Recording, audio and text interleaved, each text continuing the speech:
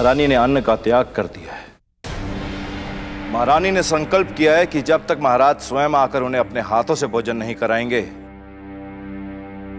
वो भोजन ग्रहण नहीं करेंगी। ऐसे में तो परिस्थिति और भी बिगड़ जाएगी। एक उपाय है। शनिदेव के उपासक ऋषि रुद्रांत, मैं स्वयं उन्हें लेने जाऊंगा। उज्जैनी, कविराज, मैं अभी तक वो दिन नहीं भूल पाया हूं जब उज्जैनी की भरी सभा में राजा विक्रमादित्य ने मेरा नहीं, मेरे आराध्य देव शनि का अपमान किया था।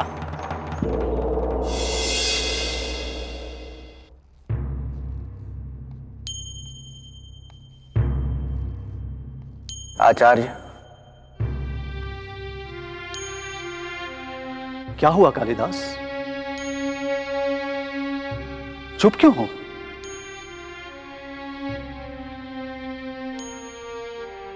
ऋषि रुद्रांत कहां हैं? वे नहीं आए आचार्य। पर क्यों? दरबार में हुए अपमान की वजह से वे इतने दुखी थे कि यहां आना तो दूर, उन्होंने मुझसे बात तक नहीं की। हमें कुछ नहीं सुनना कविवर, हम आपके लिए कुछ नहीं कर सकते, कृपया आप लौट जाएं। मैंने बहुत विनती की पर आचार्य, यदि वो यहाँ नहीं आ सकते तो हम स्वयं उनके पास जाएंगे। ये आप क्या कह रही हैं महारानी? ऐसी परिस्थिति में आपका उज्जैनी से बाहर जाना ठीक नहीं। हम निर्णय ले चुके हैं। पर वहां जाकर भी कोई लाभ नहीं महारानी। ऋषि रुद्रांत ने साफ कहा है कि उनके आश्रम में उज्जैनी के लोगों के लिए कोई स्थान नहीं। आचार्य, हम अपने सुहाग के लिए ऋषि रुद्रांत से तो क्या, शनिदेव से भी लड़ सकते हैं।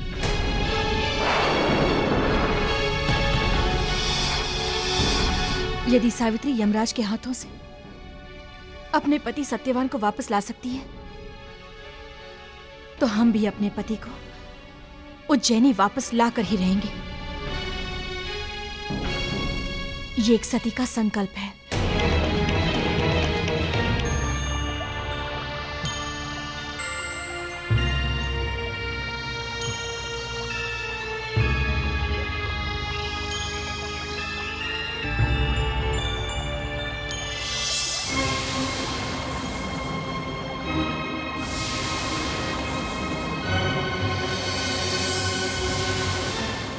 ये क्या हाल हो गया है हमारा? इस रूप में हमें कौन पहचानेगा कि हम उज्जैनी के सम्राट विक्रमादित्य हैं?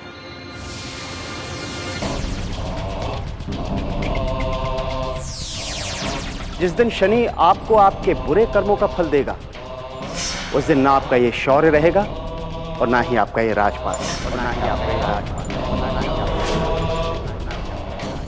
मैं कह रहा हूं राजन, शनि की एक दृष्टि आपको दर दर कर भिखारी बना देगी। ये तो आपकी उज्जैनी है राजन। अगर शनि की दृष्टि इंद्र के सिंहासन से भी पड़ जाए तो वो भी डोलने लगेगी।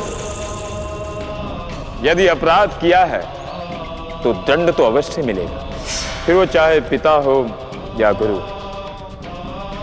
प्रकृति के नियमों से सभी बंधे हैं राजन। जो जैसा करता है उसे वैसा फल भोगना होता है।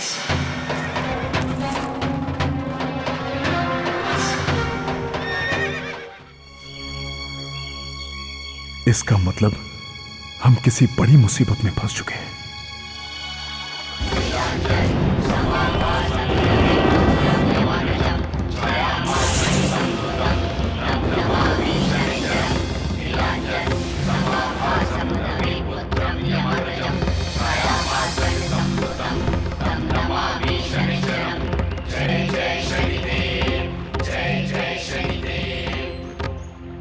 विक्रमादित्य, तुम्हारा यह अहंकार तुम्हें कहां से कहां ले आया? और शनि के सानिध्य में कभी किसी का अहंकार टिकता नहीं। अब यह निर्णय तुम पर है कि तुम्हें तुम्हारा अहंकार प्रिय है या स्वयं का अस्तित्व।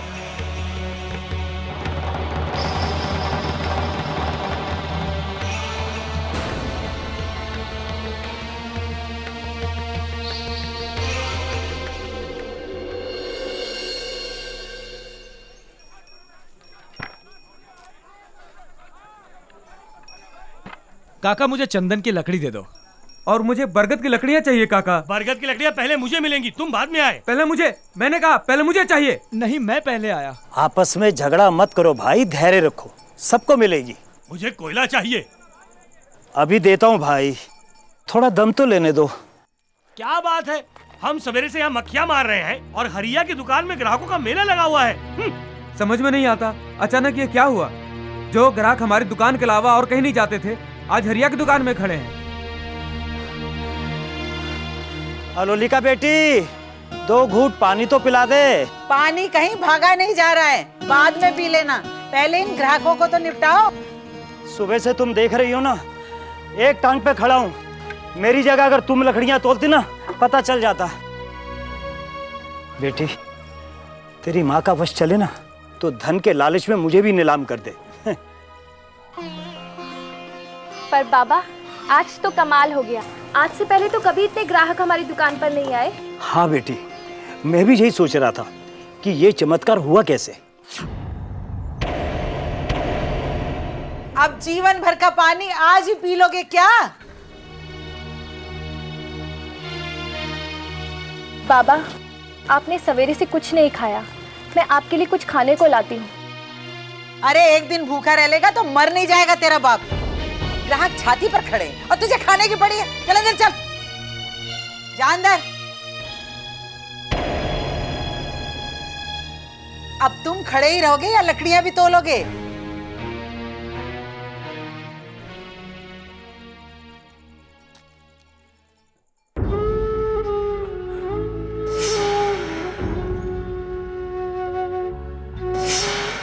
पता नहीं हमारे बिना उज्जैनी का क्या हाल होगा।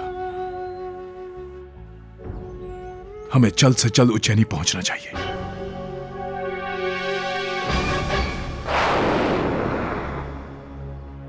पर कैसे? उज्जैनी तो यहां से इतनी दूर है कि हम किसी की सहायता के बिना वहां पर पहुंच ही नहीं सकते। हां, हमें यहां के राजा चंद्रसेन से सहायता मांगनी चाहिए। हमने ही तो उन्हें जीवन दान दिया था, वो अवश्य हमारी सहायता करेंगे।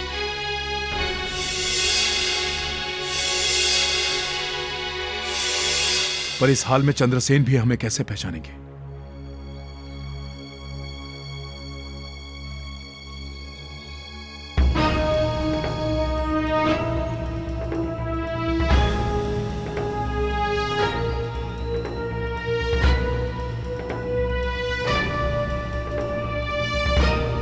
ये राजसी अंगूठियां यही हमारी पहचान बताएंगी कि हम चक्रवर्ती सम्राट विक्रमादित्य हैं।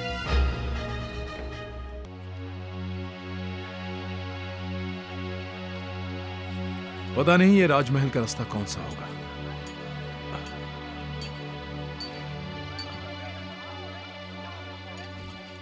ये तो राजसीय रथ है।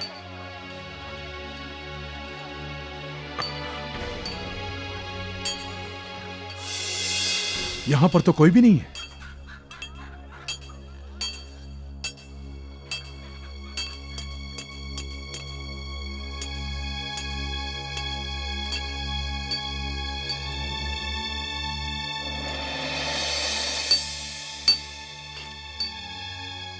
इस लोहार को राजमहल का रास्ता पता होगा।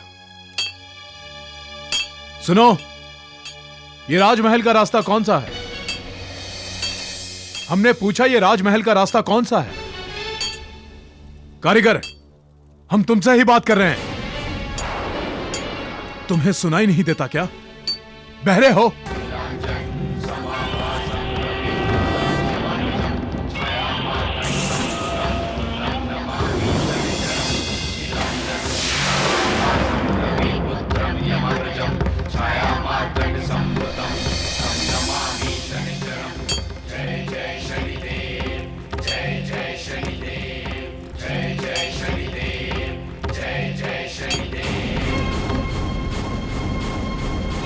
वो पहिया जो वहां पड़ा है ना, उसे उठा के मुझे दो।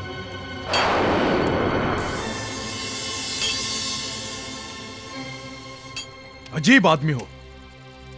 हम तुमसे कब से राजमहल का रास्ता पूछ रहे हैं और तुम्हें अपने इस पहिए की पड़ी है।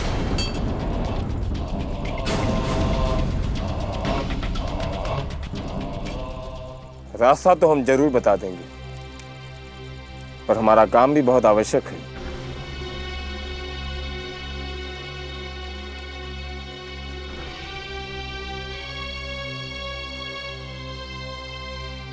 ये पहिया उठाने में मेरी सहायता करोगे? हम? हाँ आओ भाई। हम तुम्हारा पहिया उठाएंगे। जानते हो हम कौन हैं?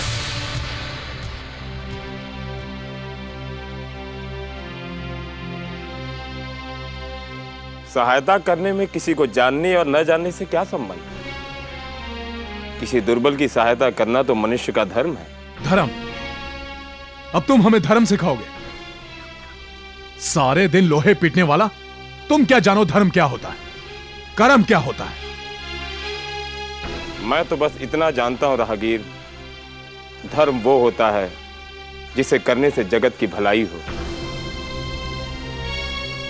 और कर्म वो होता है जिसको करने से किसी के मन को आनंद प्राप्त हो। आदमी छोटे हो और बातें बड़ी बड़ी करते हो।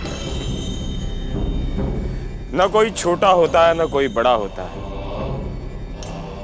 भगवान ने सभी को एक समान बनाया है।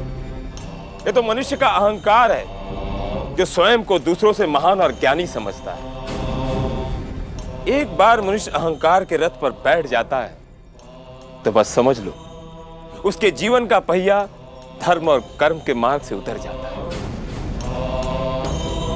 फिर मेरे जैसा कारीगर उसके अहंकार के रथ को ऐसा तोड़ता है कि वो जीवन भर नंगे पैर धर्म कर्म और सच्चाई के मार्ग पर चलने लगता है। बस ये सब ज्ञान की बातें अपने तक ही रखो। अब चुपचाप हमें राजमहल का रास्ता बताओ।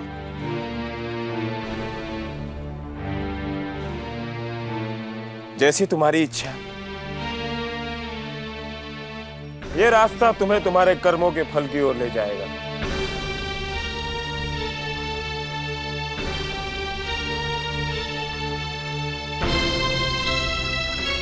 और सुनो, संभल कर जाना, रास्ता बहुत खतरनाक है। खतरा? और हमें?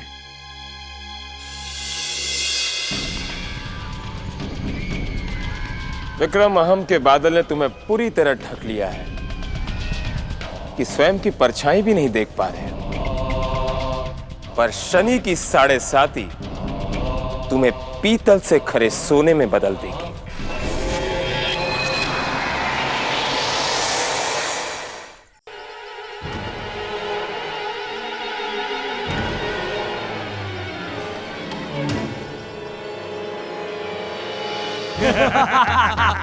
कौन हो तुम लोग और क्या चाहते हो?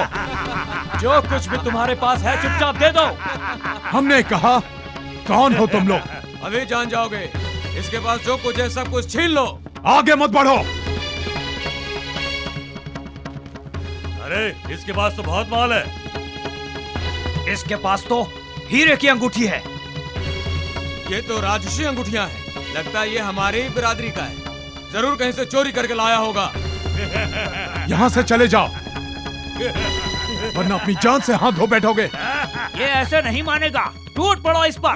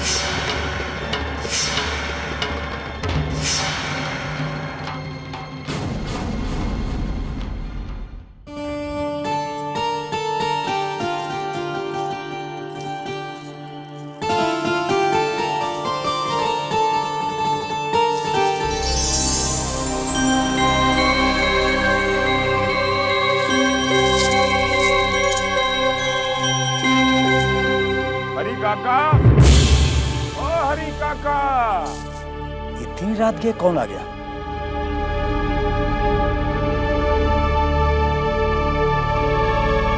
आओ भाई। हवन के लिए कुछ आम की लकड़ियां चाहिए थी।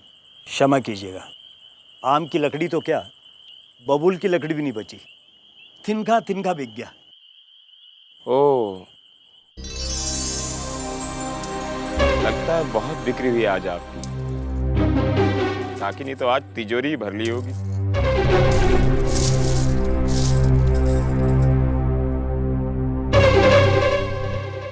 सुबह सुबह किसका मुंह देखकर दुकान खोली थी, तो एक ही दिन में धनवान हो गए। अच्छा, चलता हूं।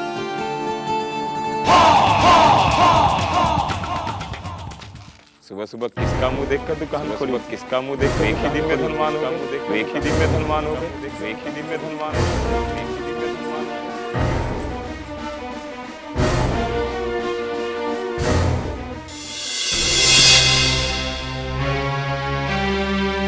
कौन हो तुम? मैं? हम कौन हैं? आज सवेरे तो मैंने उस पागल आदमी को देखा था। हो ना हो वो कोई पवित्र आत्मा है, जिसके कारण लक्ष्मी की हम पर ऐसी कृपा हुई है।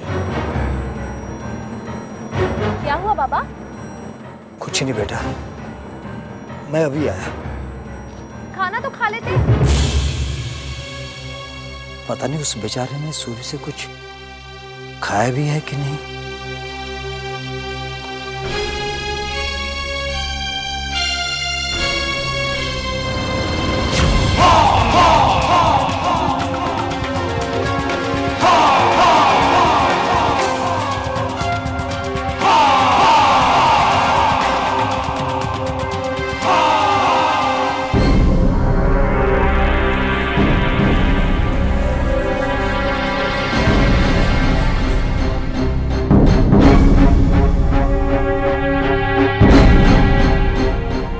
आखिर वो गया कहाँ?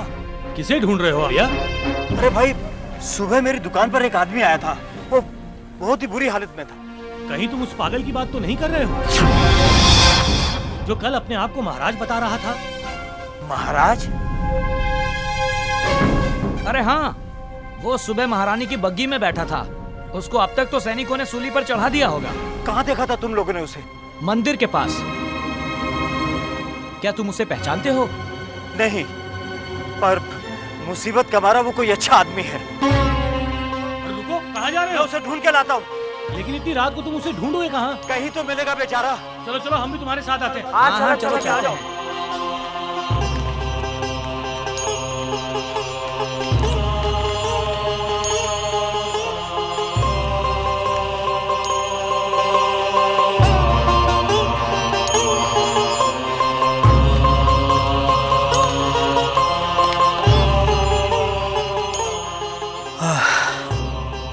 लगता है वो इस नगर से बाहर चला गया। आओ भाई।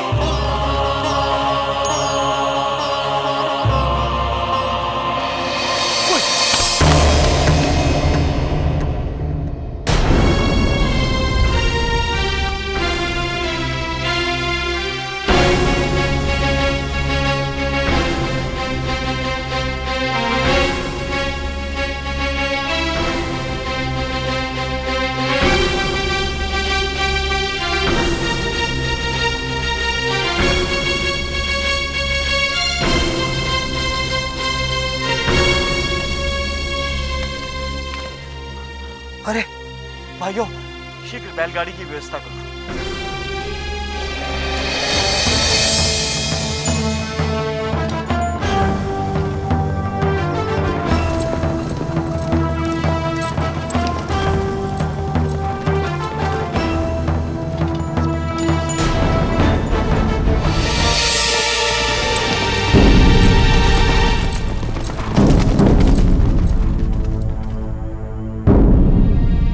क्या यहाँ से काले घोड़े पे किसी आदमी को जाते हुए देखा हुआ है? नहीं, हमने ऐसे किसी आदमी को नहीं देखा यहाँ।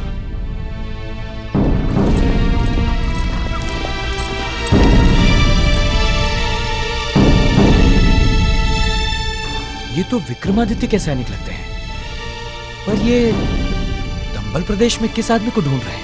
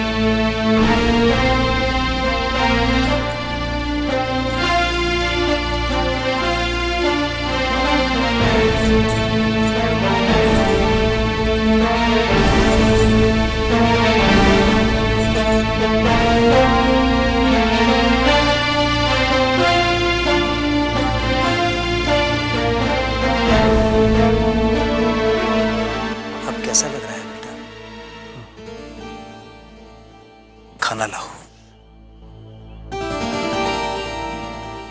लो बेटा, खाना खा लो। तुम हमें अपना ही समझो। अब तुम्हें कहीं जाने की आवश्यकता नहीं। खाना खाकर यहीं सो जाना। ठीक है बेटा।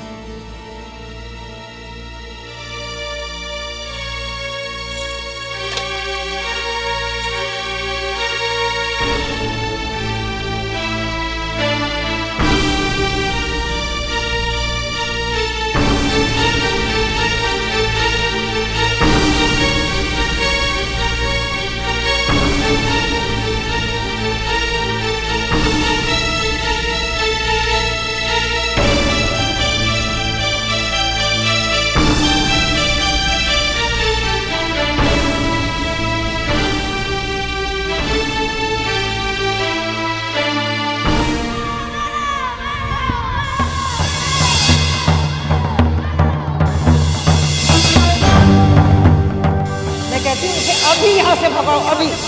सुबह सुबह किस मनहूस का मुंह देख लिया मैंने। सारा दिन का सत्यानाश हो गया। देखो देखो, अपने आप को महाराज बताता है। अरे इसके मुंह मत लगो। ये आदमी थोड़ी देर पहले कुएं के पास औरतों को छेड़ रहा था। बाहर निकालो,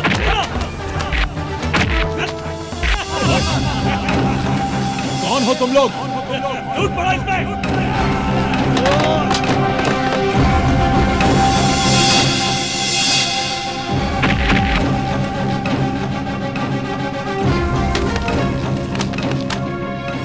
चक्रवर्ती सम्राट विक्रमादित्य, अपनी उज्जैनी को छोड़कर तुम यहाँ क्या कर रहे हो? क्या तुम इतने कमजोर हो गए हो कि अपने बलबूते पर उज्जैनी नहीं पहुंच सकते? उठो विक्रमादित्य, उठो और जितना जल्दी हो सके उज्जैनी पहुंचो। उठो विक्रमादित्य, उठो और जितना जल्दी हो सके उज्जैनी पहुंचो।